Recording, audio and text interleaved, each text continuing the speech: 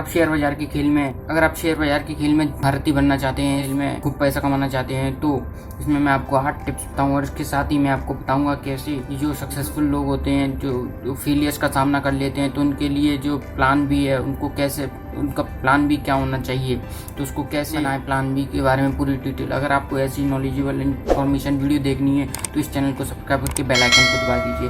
इस वीडियो में मैं बताऊंगा गूगल इन्वेंट सीरीज जो हर हफ्ते में मंगलवार को अपलोड करता हूँ। इस वीडियो में मैं बताता हूँ इसमें जो भी एंटरप्रेन्योर, जो भी बेंजामिन ग्राहम है, जो इन्वेस्टमेंट के कोर्स बताते हैं उनके बारे में बताता रहता हूँ। सीरीज में मैंने चलाई, इस सीरीज का एपिसोड नंबर अभी 7 है, ये एपिसोड नंबर मैंने 6 एपिसोड निकाल दिए। अगर आपको देखना है तो मैंने ये प्ले लिस्ट बना दी है गूगल सीरीज के बारे में। अगर ये वीडियो में कोई प्रॉब्लम थोड़ी हो सकती है और बैकग्राउंड म्यूजिक भी थोड़ा वैसा हो सकता है, इसके लिए हमारी फिर इस वीडियो को शुरू करते हैं।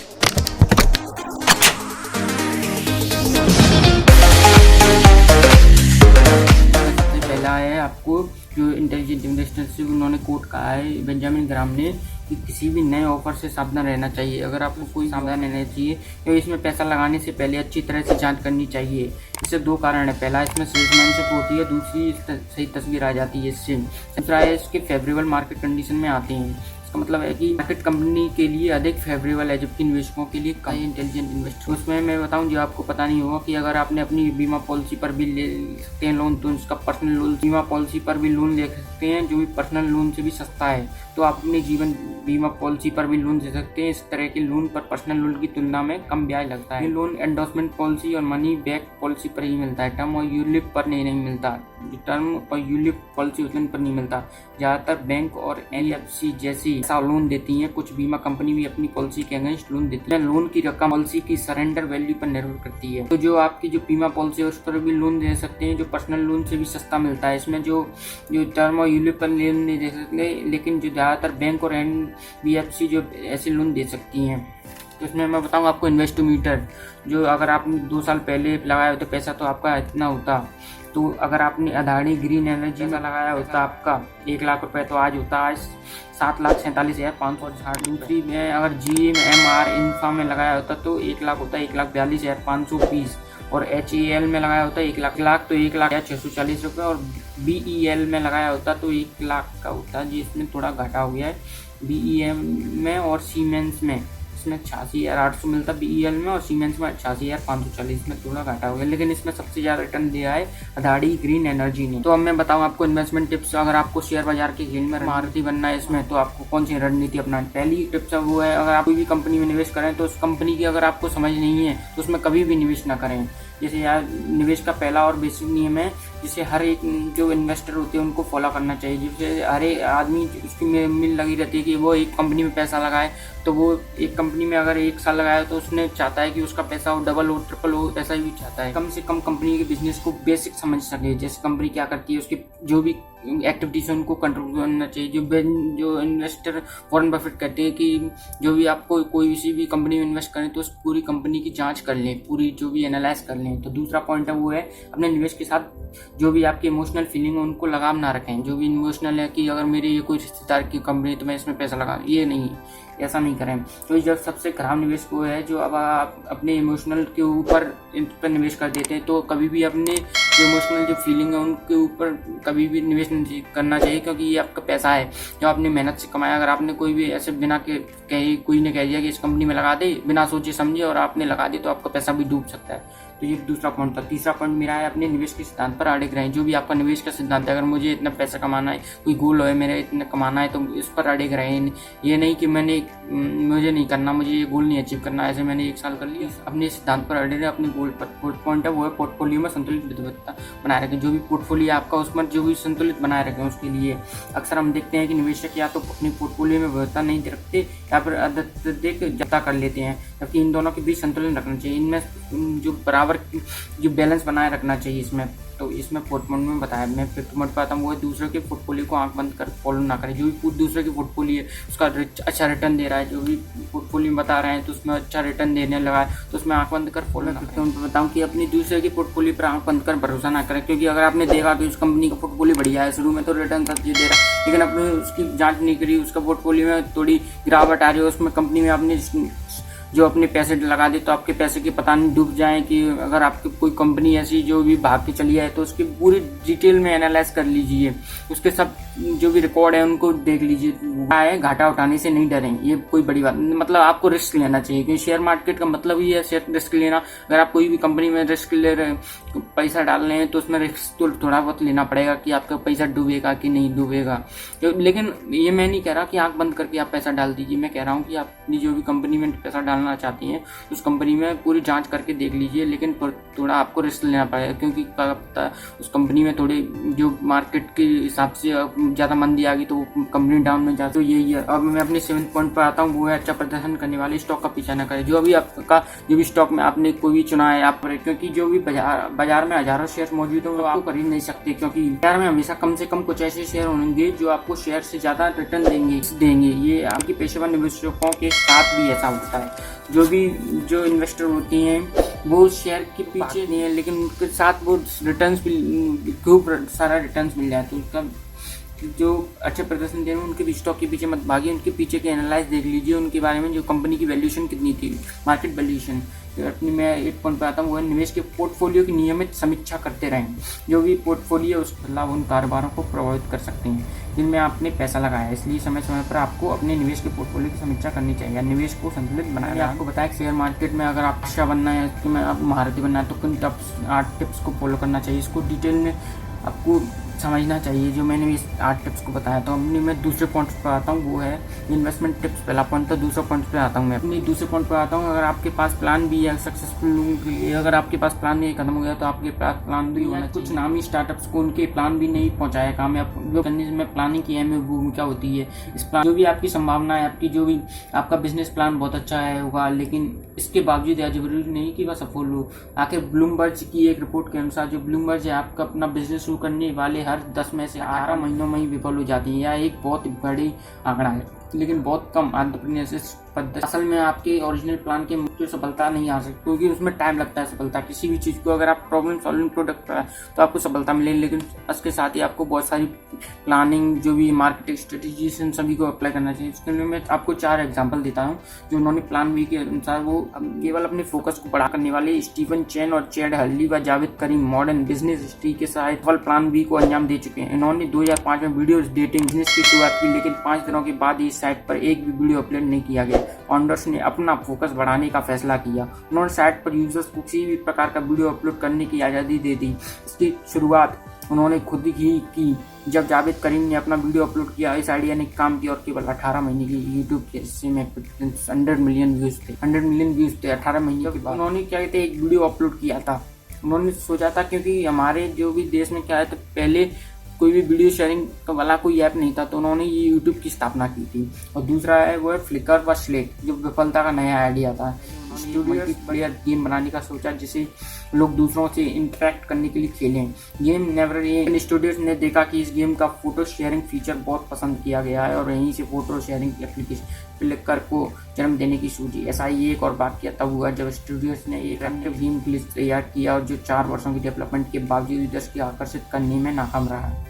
जो उन्होंने जो ऐप गेम बनाया तो वो 4 सालों की डेवलपमेंट, उन्होंने 4 साल लगे, लेकिन उनको पसंद नहीं आया यूजर्स को। ये समझ गए कि उनके हाथ एक नया आइडिया लग गया। उन्होंने इस काम पर काम किया और कुछ ही समय में business communication platform Slack market में था। बताता हूँ वो है आगे की राह बंद पाई तो बनाया नया रास्ता। आज पॉडकास्टिंग एक शक्ल बन चुका है ट्विटर, लेकिन 2005 में जब इवान विलियम्स, बिजस्टोवन और नोयास ने ऑडियो की स्थापना की पॉडकास्टिंग प्लेटफॉर्म के तौर पर की, तब यह लोकप्रिय नहीं था। कंपनी अपनी शुरुआती अवस्था में ही जब एप्पल ने iTunes लॉन्च करने की घोषणा की, सीईओ विलियम्स ने पाया कि एप्पल की वैल्यूएशन बहुत ज़्यादा थी, लेकिन ट्विटर के फाउंडर उन्होंने सोचा कि एम्प्लॉय के साथ मिलकर नए रास्ते में शामिल वेब डिजाइनर जी के स्टेटस अपडेट्स के लिए एक माइक्रो ब्लॉगिंग प्लेटफॉर्म बनाने का आइडिया आया। ऑडियो के फाउंडर्स को आइडिया अच्छा लगा और इस तरह ट्विटर की शुरुआत हुई, जो आज लगभग 3 वर्षीय फाउंडर डेविड मैकलोन ने गणित का एक अध्यापक छोड़कर door to door book salesman बनने का प्लान बनाया।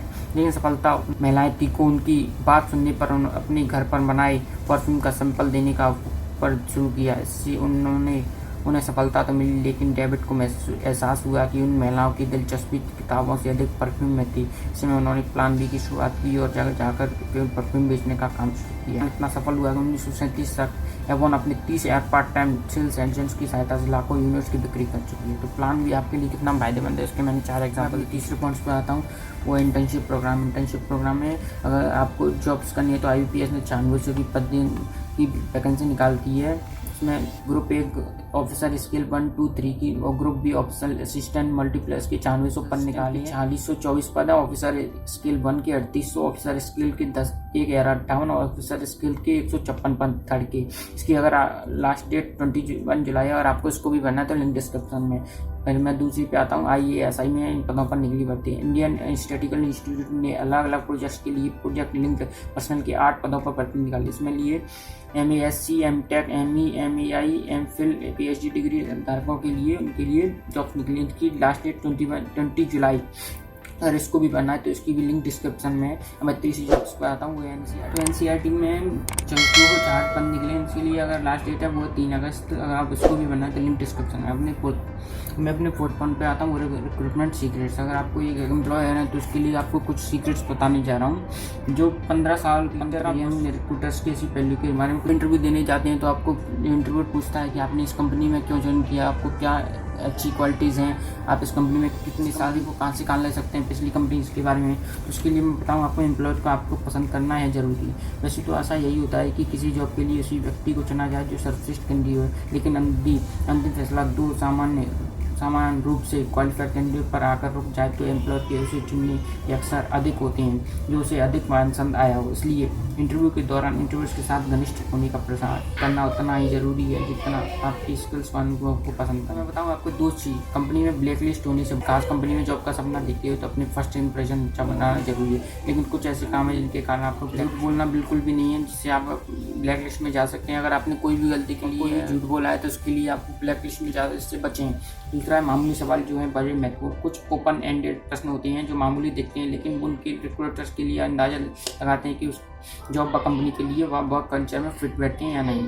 मसलन आप इंट्रोवर्ट या एक्सट्रोवर्ट, आप किस वर्क एनवायरनमेंट में बेहतर तरीके से काम कर पाती हैं, आपको यहाँ जॉब क्यों मिलनी चाहिए, आज ऐसे सवाल आपको बहुत महत्वपूर्ण हैं। उनके लिए तैयार रहना और जो असेट्स, स्किल्स, नॉलेज और पर्सनल क्वालिटीज हॉबीज होते हैं उनकी सूची बनाना। नोट पर आता हूँ, अगर आपको इंटरनेशनल कोर्सेज करनी है, इंटरनेशनल कोर्सेज के लिए अगर आप ग्रेजुएशन कर चुके हैं तो उसके बाद अगर आप फॉरेन में यूनिवर्सिटीज़ में कुछ कोर्सेज करना चाहते हैं, मास्टर्स करना चाहते हैं तो उसके लिए कई कोर्सेज हैं। अगर आप BCom के बाद फॉरेन स्टडीज़ करने का सोच रहे हैं तो उसके लिए मैं बताऊं, पहला है master in management programme MEI। इस कोर्स में आप मार्केटिंग, काउंसलिंग और फाइनेंस में स्पेशलाइज करके एंट्री लेवल पर जॉब्स हासिल कर सकते हैं। किसी भी स्ट्रीम के ग्रेजुएट इसमें एडमिशन ले सकते हैं। इसमें GMAT GRI पास होना जरूरी है। MIEM ग्रेजुएट्स के लिए productive and services consulting, marketing, sales, finance, tech, management जैसे मास्टर्स इन फाइनेंस। अगर आपको नंबर्स, मार्केट या रिस्क एनालिसिस में रुचि है तो मास्टर इन फाइनेंस में MIF कोर्स यही ऑप्शन हो सकता है।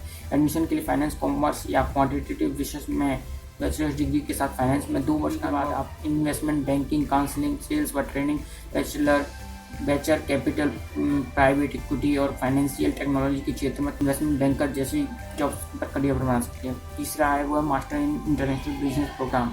वो है programme international management, international marketing और इकोनॉमिक्स जैसी संस्था में। एडमिशन के लिए अकाउंटिंग, फाइनेंस, मैनेजमेंट या पॉलिटेक्निक और सोशल क्षेत्र से जुड़ी कम्युनिटीज़ की जानकारी जरूरी है। हालांकि कुछ यूनिवर्सिटी ये जरूरी है। इसमें मैं बताया master in international business programme में कौन कौन सी जॉब्स हैं। सब कनाडा में ले सकते हैं एडमिशन। US और कनाडा में अगर आपको यूनिवर्सिटी में पढ़ने का मौका है तो इसके लिए आपको MBA प्रोग्राम में 3 वर्षीय BCom की हार्वर्ड, MIT और Carnegie Mellon, Columbia, Princeton, Yale, John Hopkins और डार्टमाउथ, बोस्टन यूनिवर्सिटी के अलावा Uni of Minnesota, Uni of Pennsylvania यानी यूनी ऑफ शिकागो जैसी यूनिवर्सिटी में ले सकते हैं एडमिशन। और कनाडा में British Columbia, York University, McGill University, University of Manitoba, Ryerson University ऐसी यूनिवर्सिटी में आप एडमिशन ले सकते हैं। उन पर वो है फेलोशिप अपडेट और लोगो कॉन्टेस्ट। अगर आप एक लोगो कॉन्टेस्ट में लोगो बना सकते हैं प्रोफेशनल तरीके से तो आप इसमें 50,000 रुपये तक जीत सकते हैं। पहले मैं बताऊँ फेलोशिप अपडेट। अगर आप हार्वर्ड यूनिवर्सिटी रेडक्लिफ फेलोशिप में तो हार्वर्ड यूनिवर्सिटी ने रेडक्लिफ फेलोशिप प्रोग्राम निकाला है जिसमें आपको 50 कैंडिडेट्स जो $78 स्टाइपेंड के साथ $5,000 के अतिरिक्त दिए जाएंगे। योग्यता इसमें कुछ नहीं है, हार्मोनिस्ट, सोशल साइंटिस्ट, इंजीनियर व मैथमेटिक्स के लिए डॉक्टरेट, जबकि क्रिएटिव आर्टिस्ट के लिए विभिन्न योग्यताएं मांगी। अंतिम जिसकी लास्ट डेट है वो हार्मोनिस्ट और सोशल साइंस की व क्रिएटिव आर्ट्स के लिए 10 सितंबर और साइंस इंजीनियरिंग व मैथ्स के लिए 1 अक्टूबर। अगर आपको इसको भी बनना है तो लिंक डिस्क्रिप्शन में। लोगो डिज़ाइन कॉम्पिटिशन 50,000 जीतने का मौका। अगर आप पर्यावरण, वन एवं जल प्रवर्तन विभाग, बिहार सरकार एवं संगठन के रूप में बिहार की विविध परिस्थितियों को प्रोत्साहित करना, संस्थाओं को संरक्षण और टिकाऊ उपयोग की दिशा में काम करता है, तो इसके लिए लोगो डिज़ाइन प्रशंसा पत्र वो 50,000 रुपये नगद है।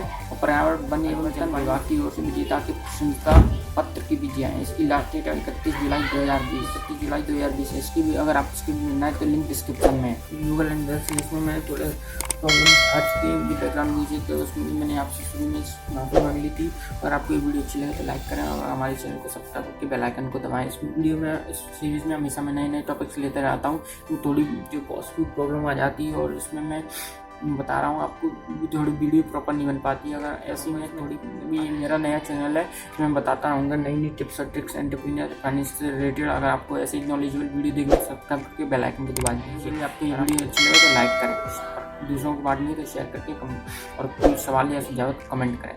थैंक यू दोस्तों, जय हिंद, धन्यवाद।